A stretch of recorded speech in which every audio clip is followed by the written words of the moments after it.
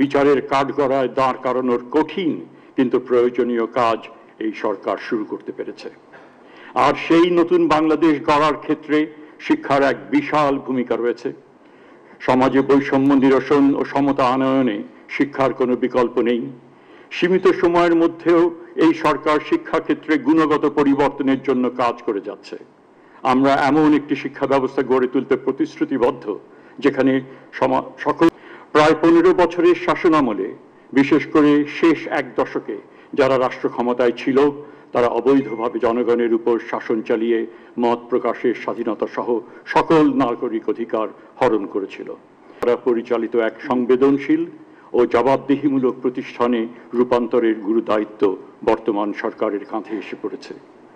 আমাদের এমন একটা ব্যবস্থা গড়ে তুলতে হবে, রাষ্ট্রীয় প্রতিষ্ঠানগুলো এমনভাবে পুনর্গঠন করতে হবে যাতে ভবিষ্যতে স্বৈরাচার আর কখনো দেশে মাথাচাড়া দিয়ে উঠতে না পারে।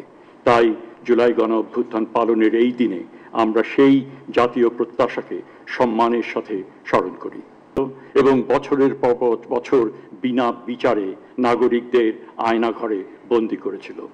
তারা সংসদ, বিচার ব্যবস্থা, নির্বাচন কমিশন সহ রাষ্ট্রের গুরুত্বপূর্ণ প্রতিষ্ঠানগুলোকে দুর্বল করেছিল।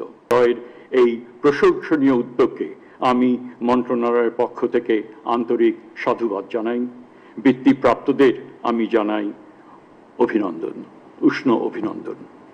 জুলাই এমনকি শেষ পর্যায়ে ছাত্র জনতার আন্দোলন দমন করতে রাষ্ট্রীয় ও দলীয় বাহিনী ব্যবহার করে তারা মানবতা বিরোধী অপরাধ, ন্যায় ও নৈতিকতার চর্চায় অংশ নিতে পারে।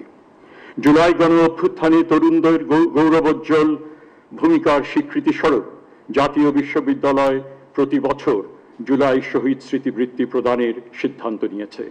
এই বৃত্তির অধীনে বিশ্ববিদ্যালয় অধিভুক্ত বিভিন্ন কলেজ এবং ইনস্টিটিউটে স্নাতক এবং স্নাতকোত্তর পর্যায়ের বিশেষ চাহিদা সম্পন্ন প্রান্তিক ও সুবিধাবঞ্চিত মেধাবী ছাত্রছাত্রীদের এককালীন সহায়তা প্রদান করা হবে।